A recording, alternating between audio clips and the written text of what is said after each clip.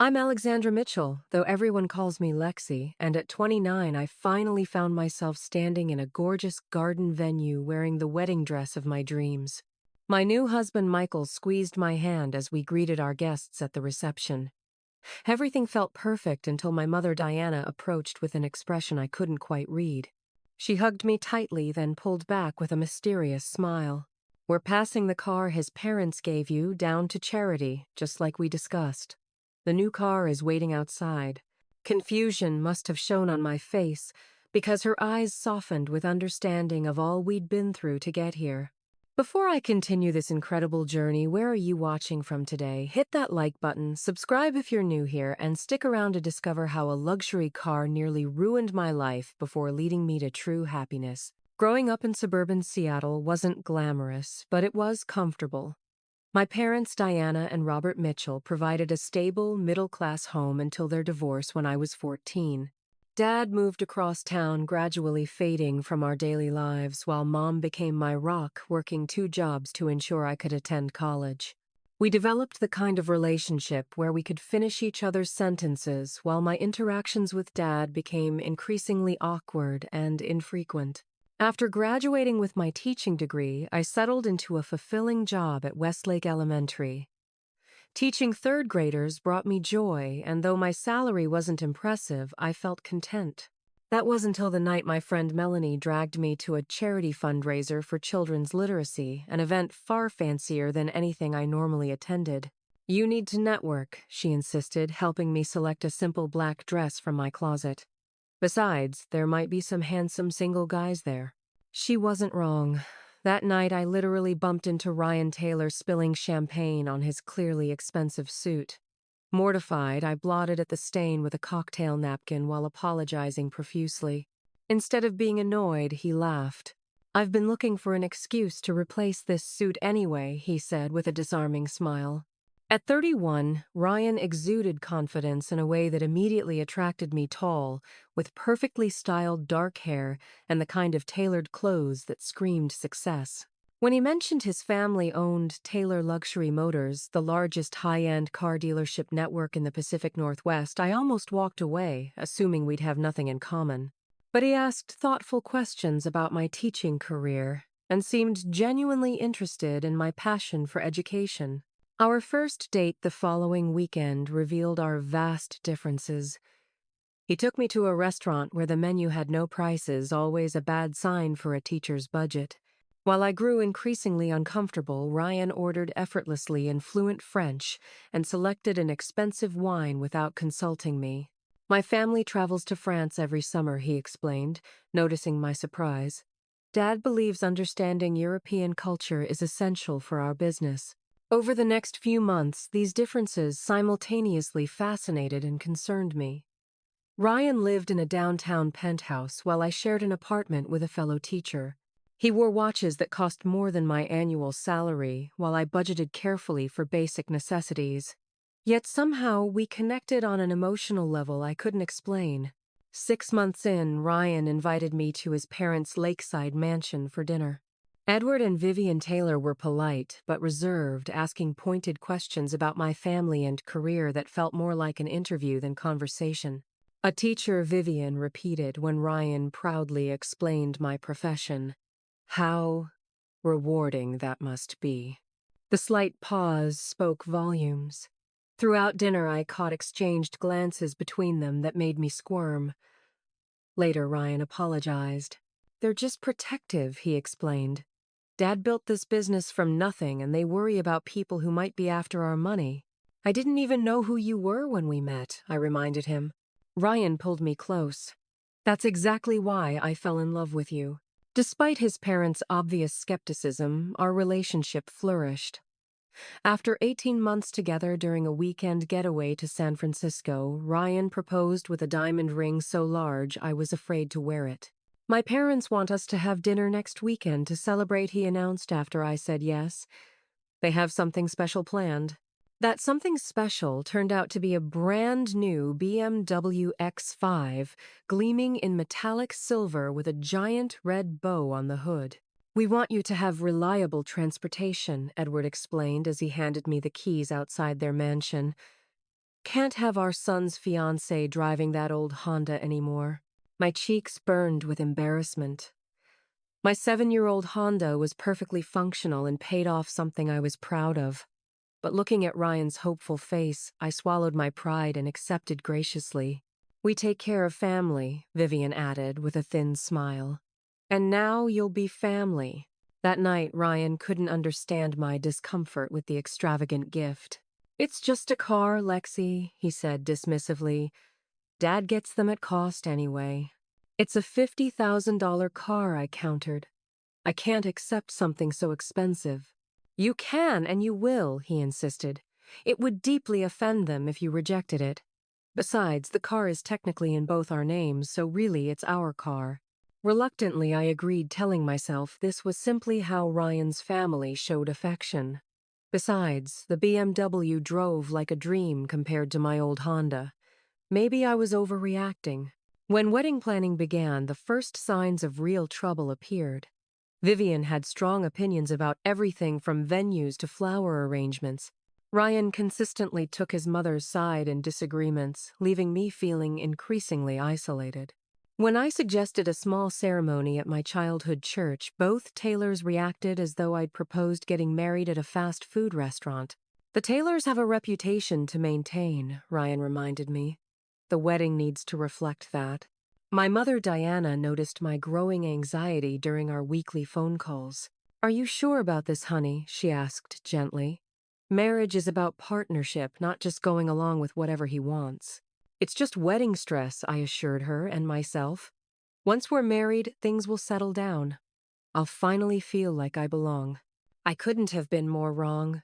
The first major wedding planning session with Vivian left me in tears. We met at an upscale cafe where she arrived with a leather portfolio filled with venue brochures, all country clubs and luxury hotels, with minimum packages starting at $50,000. I've always dreamed of something simpler, I explained hesitantly.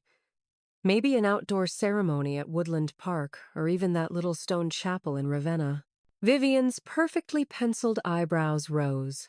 A public park, darling, the Taylors have been members of Broadmoor Country Club for generations. Everyone expects the wedding to be there. But shouldn't the wedding reflect both our families? I asked. Of course, she smiled tightly. Your family will be on the guest list. That evening, I explained my concerns to Ryan as we prepared dinner in his penthouse kitchen. My family can't contribute much financially, I explained, chopping vegetables with more force than necessary. Having the wedding at Broadmoor makes me feel like I'm just a guest at my own wedding. Ryan stopped stirring the pasta sauce and sighed. Lexi, you need to understand something. My parents are paying for everything. They want to give us the best possible start, and yes, they have expectations about how that looks. But it's our wedding, I insisted. Shouldn't we have some say? We do have say, Ryan countered. Just within certain parameters. Is fighting with my mother really how you want to start our marriage? I called my mom that night from the bathroom, trying to keep my voice down while tears streamed down my face. She treats me like I'm nothing, I whispered. And Ryan doesn't even see it. Diana listened patiently before responding. Sweetheart, I know this isn't what you wanted to hear, but sometimes marriage means compromise. If having a fancy wedding makes them happy and doesn't hurt you, maybe it's a battle not worth fighting. But it does hurt, I argued. It feels like I'm being erased. Then you need to decide if this is your hill to die on, she said gently. Only you know if Ryan is worth these compromises. The next day, I reluctantly agreed to Broadmoor Country Club, telling myself it was just one day. The venue required booking at least a year in advance, setting our wedding date for the following June, 16 months away. As the months passed, I found myself acquiescing to more and more of Vivian's suggestions. The guest list grew from our agreed 100 people to over 300, most of whom were business associates and friends of the Taylors I'd never met. The simple, elegant dress I'd fallen in love with was dismissed as too plain until I selected a designer gown that cost more than my annual teaching salary. Ryan became increasingly distant, frequently working late or having dinner with his parents to discuss wedding details without me. When I asked to be included, he assured me they were just handling the boring financial stuff and I shouldn't worry. My first real wake-up call came 6 months into planning when I arrived at a meeting with our wedding planner, Stephanie. Vivian was already there examining fabric swatches. "I've selected the table linens," Vivian announced without looking up. "The ivory you chose was far too basic." "But I thought we agreed on ivory to match the invitations," I said, trying to keep my voice steady. "Oh, those invitations won't work either," she replied dismissively. "I've already ordered the correct ones. They'll arrive next week." Stephanie, clearly uncomfortable, busied herself with her tablet. "Mrs. Taylor has made several adjustments to our previous selections," she explained diplomatically. "I don't understand," I said, looking between them. "We finalized those decisions last month." Vivian finally looked at me, her expression a mixture of pity and condescension. "Alexandra, dear, there's a certain standard expected for a Taylor wedding. I'm simply ensuring everything meets that standard. You don't have experience with these matters, which is perfectly understandable given your background." The way she said background made it sound like a disease. I felt my cheeks burn with humiliation as Stephanie avoided eye contact. That evening, I confronted Ryan in his apartment, which had increasingly become our apartment as I spent most nights there. "Your mother completely undermined me today," I explained, fighting to keep my voice steady. "She changed all our wedding decisions without even consulting me." Ryan barely looked up from his laptop. "Mom mentioned there were some quality issues with your selections. She was just trying to help." "Quality issues? They were the options your wedding planner provided, and they're not my selections. They were supposed to be our selections." Ryan finally closed his computer with a sigh. "Lexi, my parents are spending a fortune on this wedding. If Mom wants to upgrade some details, what's the harm?" "The harm is that I feel completely ignored in planning my own wedding." My voice cracked with emotion. "It's like I'm just a prop in this production." Ryan's expression softened as he pulled me into an embrace. "You're stressed, that's all. Let's compromise you, focus on the personal touches like the vows and music, and let Mom handle the logistics. She lives for this stuff." I pulled away. "That's not a compromise, Ryan. That's you getting your way entirely." "My way," his voice hardened. "I'm not the one being difficult here. Most women would be thrilled to have a mother-in-law willing to plan their entire wedding." "Plan, you mean control," I corrected him. "You know what, I'm not having this conversation when you're being emotional." Ryan grabbed his keys. "I'm going for a drive. We can talk when you're being reasonable." As the door slammed behind him, I sank onto the couch, a horrible thought forming. Was this what marriage to Ryan would be like? Always deferring to his family? My opinions dismissed as emotional or unreasonable. But surely things would change after we were married. Ryan loved me. He'd stand up for me eventually. Wouldn't he? 6 months before our wedding, Ryan accepted a vice president position at Taylor Luxury Motors, working directly under his father. While he'd always been involved in the family business, this new role consumed him. Late nights became the norm, and our time together dwindled to quick dinners where he spent most of the time checking emails on his phone. "This is important, Lexi," he'd explain whenever I expressed disappointment. "Dad is finally trusting me with real responsibility. Once we're married and things settle down, we'll have more time together." But other things changed, too. Ryan, who had always been confident, developed a new preoccupation with status and appearances. He began scrutinizing my clothing choices before we went anywhere together. One evening, as we prepared for dinner with his colleagues, he frowned at my outfit, a simple but elegant navy dress I often wore for parent-teacher conferences. "Don't you have anything more impressive?" he asked, gesturing vaguely at my attire. "What's wrong with this?" I asked, smoothing the fabric self-consciously. "Nothing's wrong exactly," he said carefully. "It just looks like something a teacher would wear." "I am a teacher," I reminded him, feeling a flicker of irritation.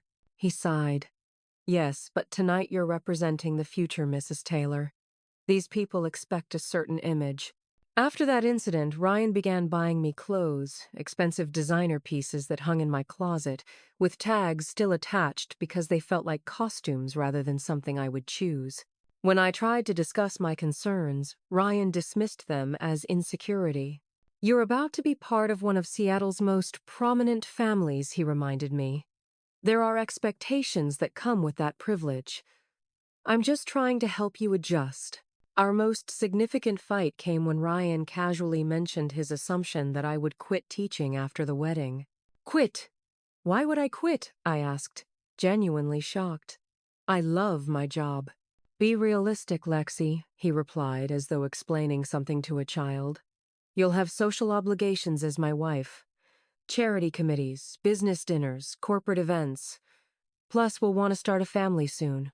We never discussed me quitting, I argued. I've worked hard for my career. It's not really a career, though, is it? The words slipped out before he could stop them. The look of immediate regret on his face confirmed he knew he'd crossed a line. Not a career, I repeated slowly. What would you call dedicating my life to educating children? I didn't mean it like that, he backpedaled. Teaching is important, of course. I just meant financially it makes more sense for you to focus on our family. I make more in a month than you do in a year. That night, I couldn't sleep, disturbed by how easily Ryan dismissed something so central to my identity. As I tossed and turned, another troubling pattern came into focus. Ryan had been making major financial decisions without consulting me.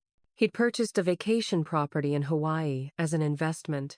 He'd started construction on a pool house at his parents' lake home where we'd spend summers. He'd even begun talking about private schools for our future children, all without asking what I wanted. Meanwhile, the BMW, which I'd grown to depend on as Ryan worked longer hours, began having strange mechanical issues. The navigation system would reset itself mid-drive. The car would inexplicably fail to start, only to work perfectly when Ryan's father sent a mechanic from the dealership. European cars can be temperamental, Edward explained when I mentioned the recurring problems. Bring it to the dealership whenever there's an issue. We'll take care of it. But each time the car returned from service, new problems would emerge. Once the brakes felt dangerously soft. Another time the steering became unusually tight. Nothing catastrophic, but enough to make me increasingly uneasy. Maybe we should get a second opinion, I suggested to Ryan after the car stranded me in a grocery store parking lot. There's a highly rated independent mechanic near my school. Ryan's reaction was disproportionately intense. Absolutely not. The car is under warranty and using outside mechanics would void it. Dad's technicians are certified for BMWs, but they don't seem to be fixing the problems I pointed out. Just trust us on this, Lexi, Ryan snapped. We know what we're doing. One rainy afternoon, about 3 months before the wedding, I left school early with a migraine. Attempting to start the BMW, I found it completely dead, no lights, no response. When I called Ryan, he immediately contacted his father, who sent the dealership's specialized tow truck. I need to get the car's computer system checked, Edward explained when I arrived at the dealership. Might take a couple hours. Ryan's tied up in meetings, so my assistant will drive you home. 2 days later, when I retrieved the car, I accidentally discovered something disturbing. Reaching into the glove compartment for registration papers during a routine traffic stop, my fingers brushed against an unfamiliar device secured in the far corner. The police officer, noticing my confusion, leaned closer. That's a GPS tracker, he said, his expression changing. Did you know it was there? I shook my head, stunned. Does someone else have access to your vehicle? He asked carefully. My fiancé's family, I explained weakly. They own the dealership that services it. The officer's face remained professionally neutral, but his eyes reflected concern. You might want to have a conversation about that, ma'am. That evening, I confronted Ryan, showing him the tracking device. Why is this in our car? I demanded. Ryan barely glanced at it. Dad has those installed in all the family vehicles. It's for safety. Safety? It's an invasion of privacy. Why wasn't I told? Don't be dramatic, Lexi. It's standard practice for luxury vehicles. No, it isn't, I insisted. The police officer today was concerned when he saw it. Ryan's expression darkened. You involved the police, Jesus, Lexi. Do you have any idea how that could affect Dad's business reputation? I didn't involve anyone. I was pulled over for a broken taillight, another thing your father's expert mechanics missed, by the way. Look, Ryan said, his voice deliberately calm, the tracker is just Dad's way of protecting his investment. If the car is ever stolen, we can recover it immediately. Then why hide it in the glove compartment? Instead of telling me, because Dad knew you'd overreact exactly like you're doing now, Ryan shouted. Everything my family does for you is met with suspicion and ingratitude. The argument escalated until Ryan stormed out once again. Later that night, he returned with flowers and an apology that felt rehearsed. I talked to Dad, he said. He agrees we should have told you about the tracker. He was just trying to keep you safe, especially with all the car problems you've been having. You're precious to us, Lexi. The explanation didn't sit right, but I was exhausted and accepted his apology. However, the incident left me increasingly uneasy about the car and about my future in-laws' definition of protection. 2 months before our wedding, Ryan left his phone unlocked on the kitchen counter while showering. I had never been the type to snoop, but a notification popped up with my name in it, catching my attention. The message preview from his mother read Lexi's car, showed her at that teacher friend's house again for 3 hours. My hands trembling, I picked up the phone. The message continued, "Are you sure she's not discussing backing out of the wedding? That Melanie girl has always been a bad influence?" They were monitoring my movements. The realization hit me like a physical blow. Scrolling through Ryan's messages with his parents revealed dozens of exchanges about my whereabouts, often accompanied by judgmental commentary. Vivi and Lexi spent 45 minutes at that discount store again. Perhaps another conversation about appropriate shopping venues is needed. Edward Car Tracker shows Lexi driving toward her mother's neighborhood instead of the bridal appointment. Please confirm she's not skipping it. But most devastating were Ryan's responses. "I'll handle it. She just needs more guidance on fitting into our world. Don't worry about Melanie. After the wedding, I'll make sure Lexi finds more appropriate friends." Mom, I agree her attachment to teaching is becoming problematic. Dad's strategy should solve that after the wedding. What strategy? My mind raced as I continued reading. In a conversation from just last week, Edward had written, "The intermittent car problems are working perfectly. She's becoming completely dependent on our assistance.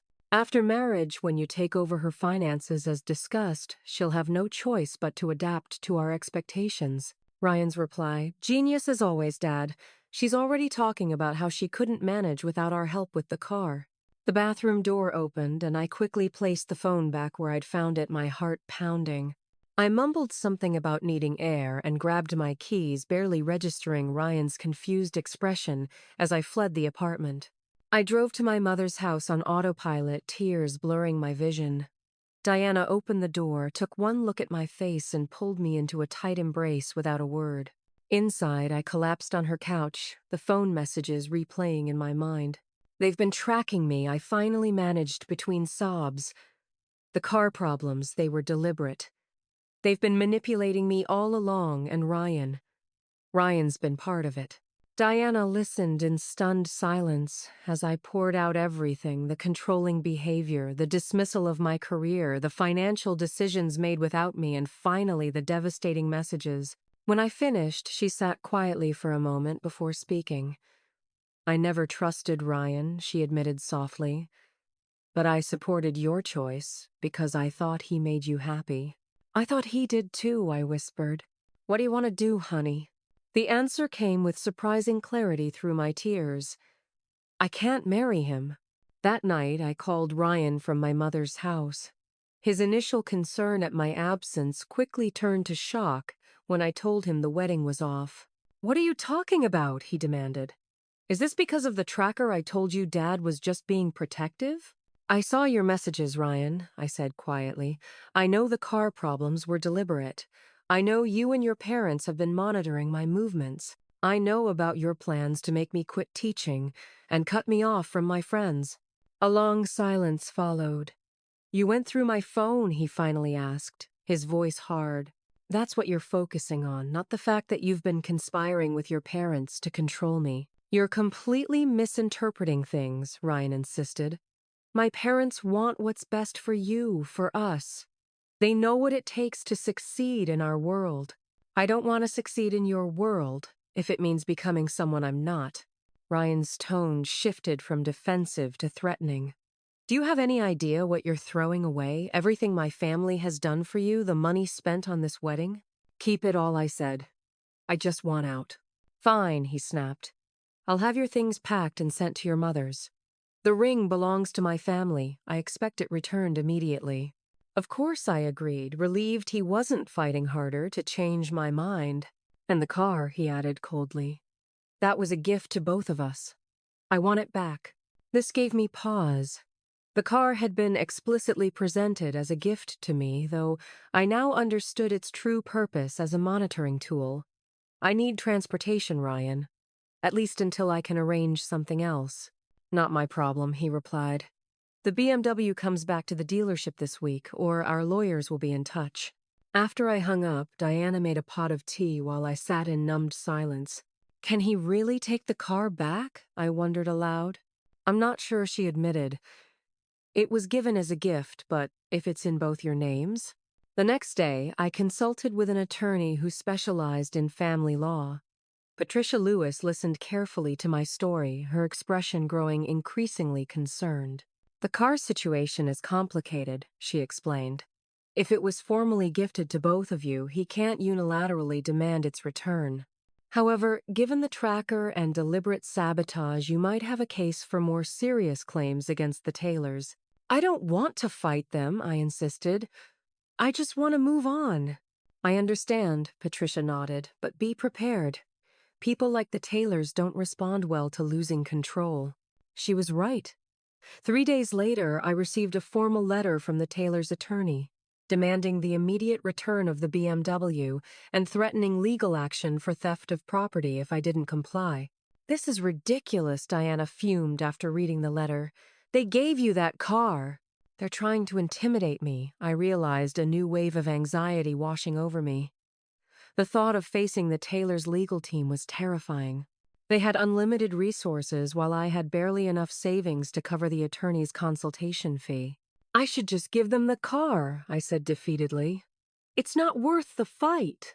Diana's expression shifted from anger to determination, a look I hadn't seen since she'd confronted my father years ago about his absence from my life.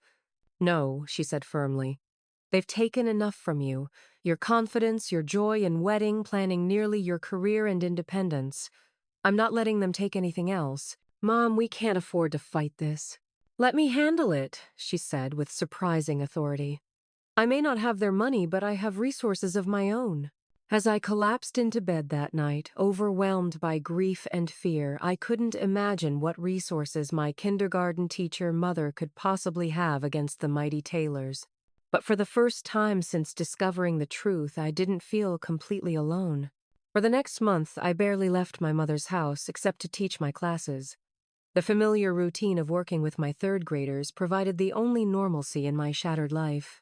I'd returned the engagement ring via courier service, but continued driving the BMW, despite increasingly threatening legal notices. Just ignore them, Diana instructed whenever another envelope arrived. The car stays with us for now.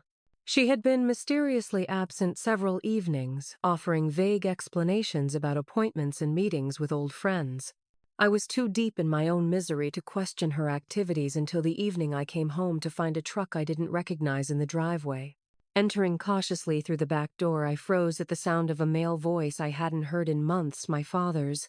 The taillight tampering was just the beginning, Robert Mitchell was saying as I walked into the living room. Based on what I've found so far, they've been systematically manipulating the vehicle's electrical system, brake fluid levels, and engine sensors. Both my parents looked up when I entered, Diana with determination and Robert with unexpected warmth. Lexi, my father said, standing awkwardly. Your mother called me. Dad, I looked between them in confusion. What's going on? Diana gestured for me to sit.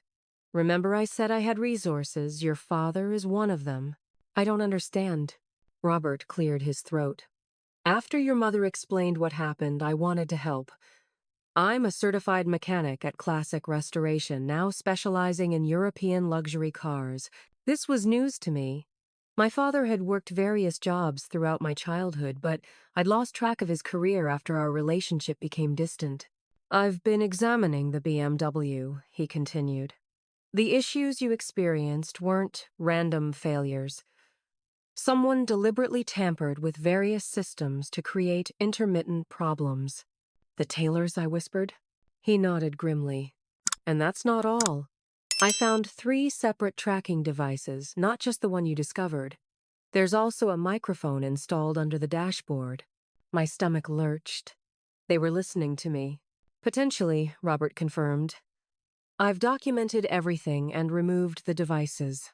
Diana reached for my hand. We've also hired someone to help us build a case. She introduced me to Marcus Jenkins, a private investigator who had been quietly gathering information on the Taylor family. His findings were disturbing. This isn't the first time they've done this, Marcus explained, opening a folder. Ryan's brother Gregory was engaged 5 years ago to a woman named Jessica Barnes. Their relationship followed a similar pattern, expensive gifts with strings-attached isolation from friends and family, and eventually complete financial dependence. What happened to her, I asked. She broke things off 2 weeks before the wedding, Marcus continued. The Taylors threatened legal action, claiming she owed them for wedding expenses and gifts. They effectively intimidated her into signing an NDA and moving out of state. They ruined her life, Diana added softly. Marcus nodded. But they made one critical mistake with you, Lexi. The car. Unlike other gifts, it was formally registered to both you and Ryan with documentation specifically calling it a gift. And now we have evidence of their tampering and surveillance. There's something else you should know, Robert said, looking uncomfortable. The Taylor luxury motors empire isn't as solid as they pretend.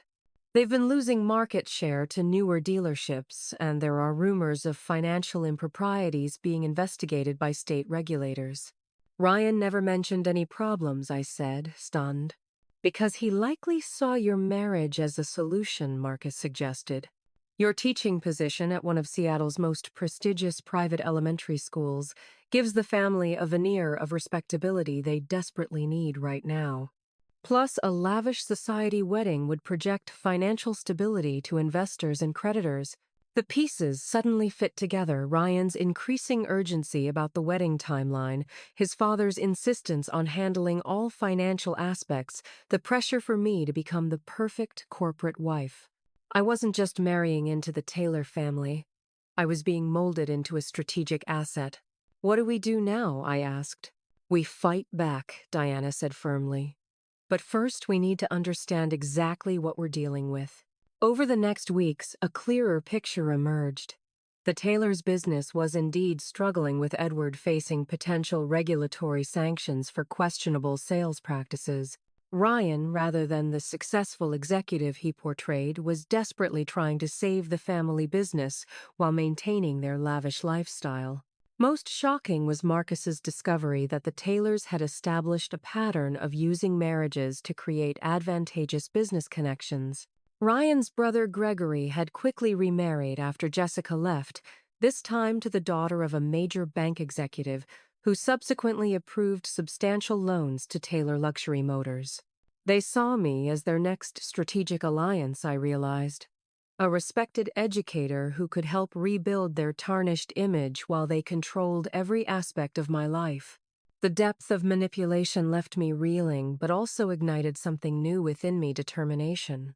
With every revelation, my grief transformed into resolve. These people had nearly stolen my identity, my career, and my future. I wouldn't let them take anything else. Most surprising throughout this process was witnessing my parents set aside their difficult history to help me. Robert, who had been largely absent during my adult life, demonstrated a fierce protectiveness I'd never seen before. Diana, always my soft-spoken supporter, revealed a strategic mind and unwavering strength. I should have been there for you more, Robert admitted one evening as we reviewed documentation for our case. I let my issues with your mother keep me from being the father you deserved. You're here now, I said, surprised by how much that simple truth meant to both of us. 6 weeks after calling off my wedding, I finally felt ready to reclaim my life. The Taylor family had underestimated me, and more significantly, they had underestimated the quiet strength of my mother and the unexpected alliance she would forge to protect her daughter. As Diana had promised that first devastating night, we would figure this out together. And we were doing exactly that. 6 months after my broken engagement, I started a new teaching position at Lakeside Elementary, a smaller school farther from the Taylor family's sphere of influence. The fresh start felt invigorating: new colleagues, new students, new classroom to decorate. I still drove the BMW, now free of tracking devices and mechanical sabotage thanks to my father's expertise. My parents and Marcus Jenkins had built a comprehensive case against the Taylors. Their lawyer, Patricia Lewis, documented the surveillance devices, mechanical tampering, and pattern of controlling behavior. She also gathered evidence of the family's similar treatment of Jessica Barnes Ryan's brother's ex-fiancé. Despite the strong case, I hesitated to pursue legal action. "I just want to move on with my life," I explained during a strategy meeting in Patricia's office. "Taking them to court means staying connected to that toxic family." "I understand your reluctance," Patricia acknowledged. "But consider this: if they've done this to you and Jessica, they'll likely do it again to someone else." "There's also the matter of their ongoing harassment," Marcus added. "The legal threats about the car haven't stopped, and we have evidence they've been investigating your new teaching position." Diana squeezed my hand supportively. "Whatever you decide, we're behind you. But remember, sometimes moving forward requires standing your ground first." Robert, who had gradually become more involved in my life over these months, nodded in agreement. "You don't have to let them define your story, Lexi." Their support touched me deeply, but I still felt conflicted. The thought of facing Ryan and his family in a legal battle made my stomach churn. Yet letting them continue their pattern of manipulation without consequences didn't feel right either. The decision was unexpectedly made for me when Marcus arranged a meeting with Jessica Barnes, who had recently returned to Seattle. We met at a quiet cafe far from the city center. Jessica was immediately recognizable from Marcus's files, petite with auburn hair, looking both nervous and determined as she waited at a corner table. "Thank you for agreeing to meet me," I said as I sat down. Jessica's smile was tinged with sadness. "When Marcus told me what happened to you, I knew I had to come forward. The similarities are uncanny." Over the next 2 hours, Jessica shared her nightmare. Like me, she'd been swept off her feet by a Taylor son. Like me, she'd been gradually isolated from friends and family. Like me, she'd discovered their manipulation only weeks before the wedding. "The difference is I didn't have support," she explained. "My parents adored Gregory and thought I was making a terrible mistake. When the Taylors threatened legal action, I was terrified and alone." "What happened after you signed their NDA?" I asked. Jessica's eyes darkened. "They systematically destroyed my reputation in Seattle. Rumors circulated that I was mentally unstable, that I'd cheated on Gregory. I lost friends' job opportunities. Eventually, I moved to Portland just to escape." "How are you doing now?" I asked gently. "Better," she said with a genuine smile. "I've built a new life, a good one. But I still look over my shoulder. I still have nightmares about them finding me, punishing me for speaking out." "I'm so sorry." Jessica reached across the table to grasp my hand. "Don't be sorry, be angry. They're still doing this, still hurting people. If you have evidence, if you have support, which it sounds like you do, then fight. Not just for yourself, but for everyone who couldn't." Her words stayed with me long after our meeting ended. That evening, I called Patricia. "I want to move forward with the case," I told her. "All of it, the surveillance, the tampering, everything." Patricia's strategy was measured but effective. Rather than immediately filing a lawsuit, she sent the Taylors' attorneys a detailed letter outlining our evidence and proposed terms for settlement. The approach was designed to avoid a public court battle while still holding them accountable. 3 weeks later, I received an unexpected call from Ryan, the first direct contact since our breakup. "Can we meet?" he asked, his voice lacking its usual confidence. "Just to talk." Against my parents' advice, I agreed to meet him at a public cafe near my new school. I arrived early, choosing a table with clear sightlines to exits, and making sure a friend knew exactly where I was. Ryan arrived looking nothing like the polished executive I remembered. His designer clothes hung slightly loose, and dark circles shadowed his eyes. For a moment, I felt a flicker of the connection we once shared, but it quickly faded as I remembered the devastating messages I'd read. "You look good," he offered awkwardly as he sat down. "What do you want, Ryan?" He sighed deeply. "Our lawyers think we should fight your claims. Dad wants to countersue for defamation. Is that why you wanted to meet to threaten me?" "No," he said quickly.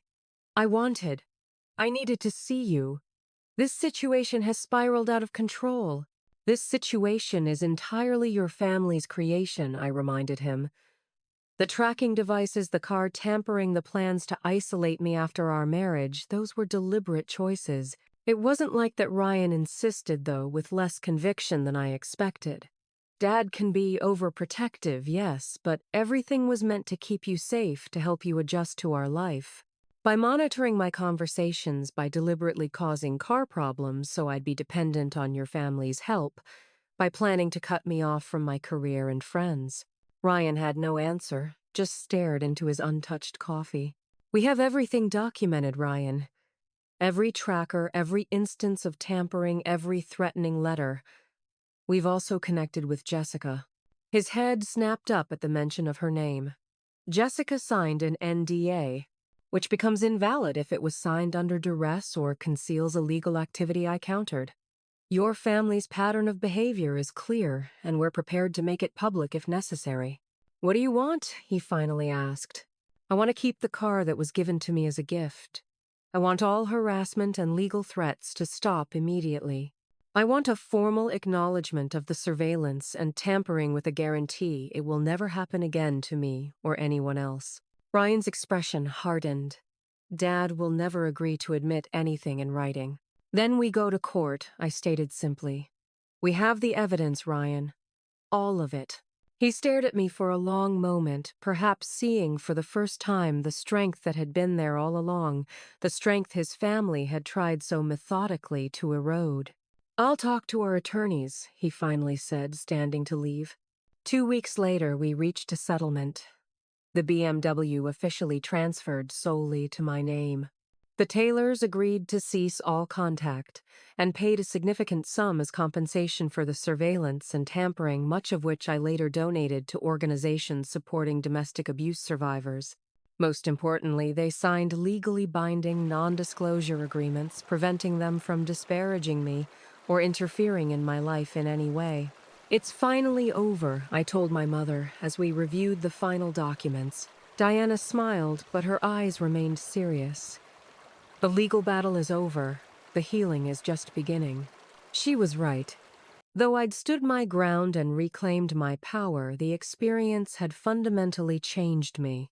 I was more cautious, more aware of manipulation tactics, more protective of my boundaries. But I was also stronger, more confident in my own judgment, and deeply grateful for the unexpected silver linings, especially the rekindled relationship with my father and the new depth to my bond with my mother. As spring turned to summer, I slowly rebuilt my life. I excelled at my new teaching position, reconnected with friends I'd neglected during my relationship with Ryan, and began the careful process of learning to trust again, starting with myself. 1 year after my broken engagement, I found myself setting up my classroom for a new school year at Lakeside Elementary. The quiet rhythm of organizing books and arranging desks had become a form of therapy, a tangible reminder that I was still myself, still a dedicated teacher despite everything the Taylors had tried to take from me. "Need some help with those science displays." I looked up to see Michael Robinson standing in my classroom doorway. Michael taught 5th grade down the hall and had been one of the first colleagues to welcome me when I joined Lakeside mid-year. "That would be amazing," I admitted, gesturing to the pile of solar system models waiting to be hung from the ceiling. "I'm vertically challenged for this particular task." Michael laughed as he grabbed a stepladder. At 30, he had an easy manner that put people at ease, students and teachers alike. with light brown hair that perpetually needed a trim and glasses that sometimes slid down his nose when he was enthusiastic about something. He was the opposite of Ryan's polished perfection. Over the next hour, we transformed my classroom ceiling into a miniature cosmos while trading stories about our summer breaks. Michael had spent his coaching Little League and taking education courses. Nothing extravagant, just a normal life well lived. Some of us are grabbing dinner after setup day wraps up, he mentioned casually as we admired our handiwork. Nothing fancy, just pizza at Romano's. You should join us. My immediate instinct was to decline. Since the broken engagement, I'd kept mostly to myself, socially, still healing from the betrayal and manipulation. I don't know, I hedged. I have some curriculum planning to finish. It's the first day back, Michael pointed out gently. The curriculum will wait until tomorrow. Something in his expression, open without pressure or expectation, made me reconsider. Actually, pizza sounds great, I found myself saying. That casual dinner marked the beginning of a friendship that developed naturally over the following months. Michael and I discovered shared interests in hiking classic films and terrible puns. Unlike my whirlwind romance with Ryan, this connection built slowly through faculty meetings, lunch breaks, and occasional weekend outings with other teachers. What struck me most was Michael's consistent respect for my boundaries. He never pushed for more than I was ready to give, never made me feel I owed him anything for his friendship. My dad raised me and my sisters alone after Mom died, he explained once when I commented on his patience. He always said that respect isn't something you demand, it's something you demonstrate every day in how you treat people. Gradually, I shared pieces of my story with Michael, the controlling ex-fiancé, the manipulative family, the car that had become both a trap and eventually a symbol of my independence. That explains why you park so far from everyone else, he noted, after I revealed the tracking devices. Old habits, I admitted. I still check underneath it sometimes, even though I know they're gone. Trauma leaves marks, Michael said simply. No shame in taking precautions that help you feel safe. His understanding, free from judgment or pity, was like a balm to wounds I hadn't realized were still raw. 4 months into our friendship, Michael invited me to dinner at his modest craftsman house, just the two of us for the first time. I should be up front, he said as we prepared pasta together in his kitchen. I really like you, Lexi. More than as a friend. But I also understand you've been through something traumatic, and the last thing I want is to pressure you or rush you into anything you're not ready for. The simple honesty of his words brought tears to my eyes. I like you too, I admitted. But I'm still healing, still learning to trust my own judgment again. Then we take it slow, Michael said, squeezing my hand briefly before returning to chopping vegetables. Friendship first, and anything more only happens if and when you're ready. That evening marked a turning point. Michael's willingness to move at my pace allowed me to gradually lower the protective walls I'd built. Over the following months, our relationship evolved naturally. Weekend hikes became museum visits. Coffee breaks became dinner dates. Casual conversations became deeper exchanges about our hopes and fears. 6 months into dating, Michael invited me to his family's Thanksgiving dinner. Unlike my tense introduction to the Taylors' meeting, Michael's family felt remarkably easy. His father, Warren, a retired postal worker, welcomed me with genuine warmth. Michael's sisters teased him mercilessly about finally finding someone who laughs at his terrible jokes while making me feel immediately included in their traditions. Most significant was the complete absence of status considerations or power dynamics. The Robinson family home was modest but comfortable, the meal delicious but unpretentious, the conversations lively without being performative. No one cared what car I drove or what connections I might bring to the family. They simply wanted to know me as a person. Your family is wonderful, I told Michael as we drove home that evening. They really liked you too, he smiled. Dad already asked when you're coming back. Another surprise that year was my father's continued presence in my life. After helping with the BMW investigation, Robert had made consistent efforts to rebuild our relationship, showing up for coffee dates, remembering my birthday, offering practical help when needed without attempting to control outcomes. More surprisingly, my parents had developed a cordial relationship after years of strained interactions. They weren't friends exactly, but they had found a respectful way to coexist in my life. Life takes strange turns, Diana observed one Sunday when both she and Robert came to help me repaint my apartment. If you'd told me a year ago that your father and I would be sharing lunch and discussing paint colors amicably, I'd have thought you were crazy. Sometimes good things come from difficult situations, I replied, watching as my father carefully edged around a window frame. Like Michael, my mother asked with a knowing smile. I nodded, unable to hide my happiness. He's nothing like Ryan. Thank goodness for that, Diana said firmly. By spring, Michael and I had fallen into a comfortable routine that felt nothing like the controlled environment Ryan had created. We spent time together because we wanted to, not because of expectations or obligations. We maintained our individual friendships, hobbies, and professional commitments while building something meaningful together. One evening, as we walked along the waterfront after dinner, Michael stopped suddenly and turned to me. I need to ask you something, he said, looking uncharacteristically nervous. But first, I want you to know that whatever your answer, it won't change how I feel about you. My heart raced, suspecting what might be coming. I love you, Lexi, he continued, taking my hands in his. I love your strength, your kindness, your passion for teaching. I love watching you rebuild your life on your own terms. I would be honored to share that life if you'll have me. He reached into his pocket and pulled out a small ring box. Opening it revealed a simple but beautiful sapphire ring, nothing ostentatious, just perfectly suited to my taste and lifestyle. This doesn't have to mean an immediate wedding, he assured me. We can have as long an engagement as you want. I just want you to know that I'm committed to building a life with you, one where we're equal partners, where your career matters as much as mine, where decisions are made together. Tears filled my eyes, not from uncertainty, but from profound gratitude for this man who understood exactly what I needed. There's one condition, I said, my voice wavering slightly. Michael's expression remained open, patient. Anything. I want us to plan our wedding together, every detail. No outside interference, no pressure, just what makes us happy. His smile illuminated his entire face. I wouldn't have it any other way. As he slipped the ring onto my finger, a perfect fit, I felt no anxiety, no doubt, just a quiet certainty that this time I was choosing a partner who valued me exactly as I was. Our wedding day dawned clear and mild, perfect weather for the garden ceremony we had planned together over the past year. Unlike my previous engagement, every decision reflected our shared vision rather than external expectations. We chose a small botanical garden near the elementary school, where we both taught, with a reception in its glass conservatory, decorated with fairy lights and simple floral arrangements.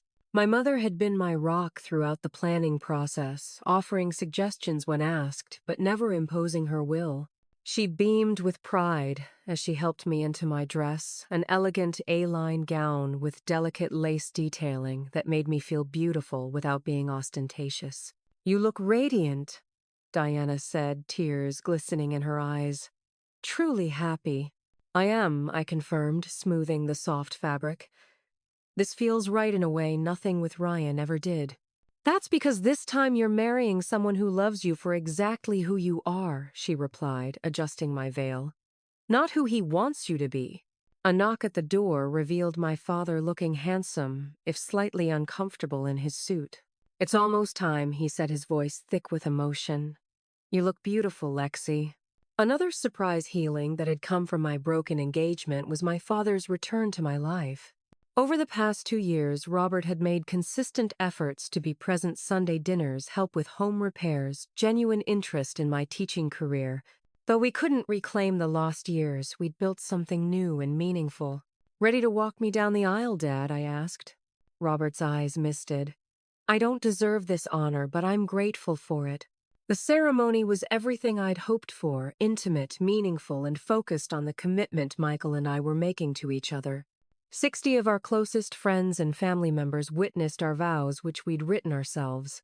No elaborate displays of wealth, no performative traditions, just an authentic celebration of love. Michael's voice had wavered with emotion as he promised to always respect my independence while standing beside me as a true partner. My own vows acknowledged the journey that had brought me to this moment, the hard lessons learned, and the strength found through adversity. The reception flowed with natural joy, good food, heartfelt toasts, and plenty of laughter. I watched as my mother chatted easily with Michael's father, as my own father danced with Michael's youngest sister, as worlds blended without tension or pretense. Midway through the evening, Diana approached me with that same mysterious smile I'd seen when she'd first mentioned the car at the reception. "It's time for your surprise," she said, linking her arm through mine and leading me toward the conservatory doors. Michael joined us, looking equally curious. "What surprise?" Diana's eyes twinkled. "We're passing the car his parents gave you down to charity, just like we discussed. The new car is waiting outside." The confusion must have shown on my face because she laughed softly. "Remember last month when I asked if you were ready to let go of the BMW? You said you were, but you were worried about affording a replacement right away." I nodded, still puzzled. Diana led us outside where a modest but clearly brand new Honda Civic sat in the parking lot decorated with a simple white ribbon. "Your father, Michael's family, and I pooled our resources," she explained. "It's not fancy, but it's reliable, efficient, and most importantly, it has no history attached to it." Tears filled my eyes as I understood the profound gift my family was offering. Not just transportation, but freedom from the final physical reminder of the tailor's manipulation. "We all contributed what we could," Robert added, joining us. "Warren handled the dealership negotiations, no markup, just the factory price." Michael squeezed my hand. "My family wanted to be part of this too. They know how much that other car represented." I looked around at the faces of people who truly loved me, who supported my choices without controlling them, who gave without expecting power in return, who understood that sometimes healing requires letting go of painful symbols. "Thank you," I whispered, unable to find adequate words for the emotion overwhelming me. We spent a few more hours celebrating before departing amid bubbles and well wishes. As Michael and I drove away in our new car, our car chosen with love rather than control, I felt a profound sense of closure. The journey from that first BMW to this moment had been painful but ultimately transformative. I'd lost a relationship based on manipulation but gained authentic connections with my parents, a supportive community of friends, and a husband who valued me as an equal partner. The lessons learned were seared into my heart. True love empowers rather than controls. Genuine gifts come without strings attached. And sometimes the people who seem to offer everything are actually taking what matters most: your autonomy, your identity, your voice. As we drove toward our honeymoon cabin in the mountains, I turned to Michael, overwhelmed with gratitude for the life we were building together. "Happy?" he asked briefly, taking his eyes off the road to smile at me. "Completely," I answered truthfully. "And free." Have you ever experienced someone trying to control your life through seemingly generous gifts? Or have you witnessed the difference between relationships built on control versus those built on mutual respect? Share your thoughts in the comments below. And don't forget to like, subscribe, and hit that notification bell to hear more stories about reclaiming your power and finding authentic love. Thank you for joining me today on this journey from manipulation to freedom. Remember, sometimes the most beautiful beginnings come after the most painful endings.